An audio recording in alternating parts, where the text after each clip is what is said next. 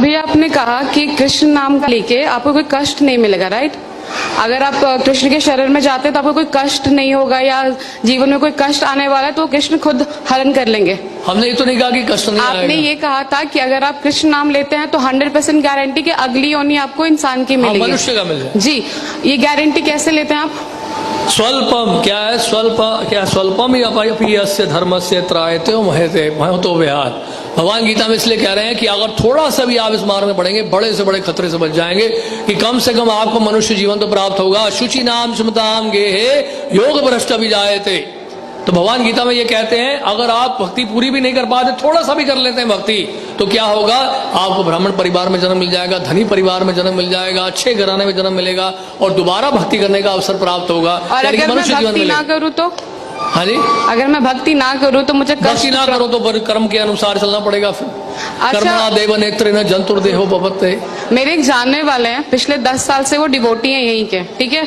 अभी 6 महीने पहले उनकी फादर की डेथ हुई थी। ओके, तो ये कृष्ण भगवान ने ये जो कष्ट उनको दिया, क्यों दिया? वो तो 10 साल से इनके डिवोटी थे।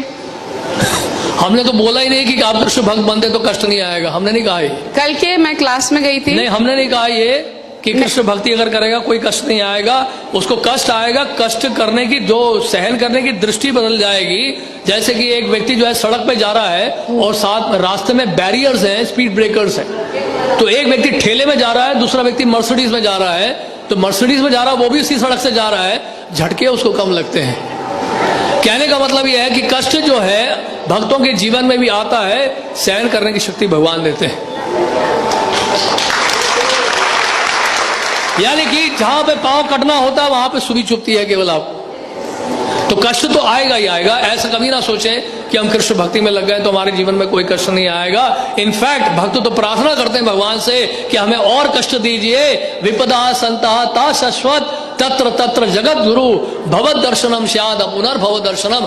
आप कुंती महारानी कह रही हैं आप हमें और कष्ट दीजिए, और कष्ट दीजिए, और कष्ट दीजिए, क्योंकि आप अगर कष्ट देंगे तो आप ही का स्मरण करेंगे। अब आपका स्मरण करने का मतलब यह है दोबारा जन्म मृत्यु जरा व्याधि के संसार में दोबारा नहीं आना पड़ेगा। तो आपका कहने का ये मतलब है कि अगर आप कृष्ण, मतलब कुछ भी हो जाए, भगवान कृष्ण के शरणों में रहो हमेशा। बस ये है पॉइंट। लेकिन कोई पॉइंट नहीं, बिल्कुल बहुत बढ़िया पॉइंट बोला आपने, तालियां बजाइए इनके लिए। एक मिनट, ये कोई पॉइंट नहीं होता। अगर भगवान कृष्ण के शरण में नहीं हो तो मेरे पास जरूरी कि मुझे कष्ट, मतलब कष्ट तो वैसे भी आना है जिंदगी में, चाहे मैं रहूं या ना रहूं। जिंदगी में आना है, लेकिन यहाँ से कष्ट का निवारण आपको दिया जा रहा है हमेशा के लिए। जन्म मृत्यु जरा व्याधि के चक्र से आपको हमेशा के लिए छुटकारा पाने का एक सुअवसर प्राप्त हो रहा है।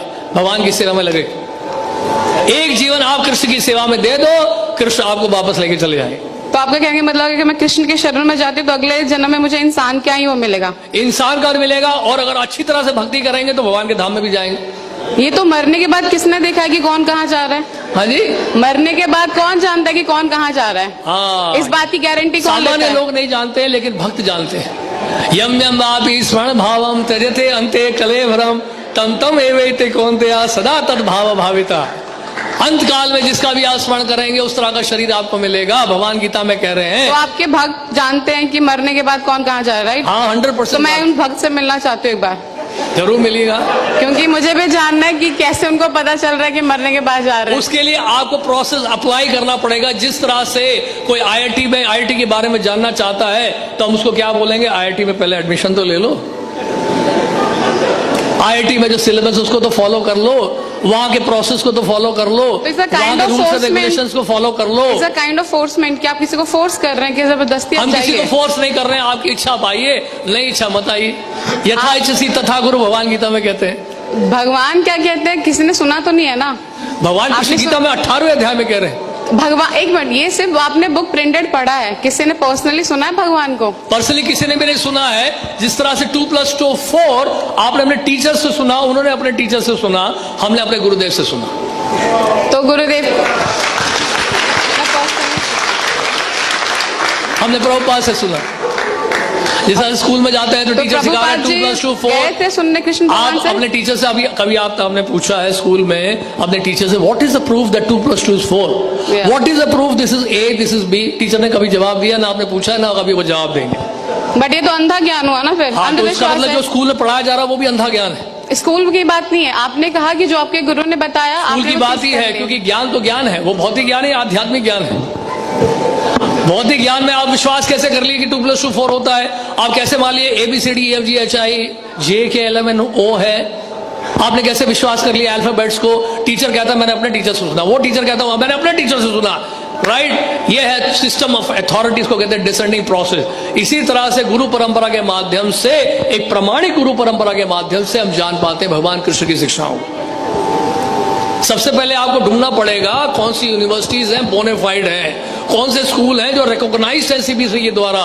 उसी तरह से वैश्विक सिद्धांत को समझने के लिए, इस आध्यात्मिक ज्ञान को प्राप्त करने के लिए हमें सबसे पहले ढूंढना पड़ेगा कि प्रामाणिक स्रोत कहां कौन सा है जिससे हम भगवान कृष्ण के बारे में जान सकें। इसके लिए हमें शास्त्र पढ़ने पड़े, तो उन शास्त्रों में इस प्रकार से वर्णित है। और बताइए। बस ठीक है।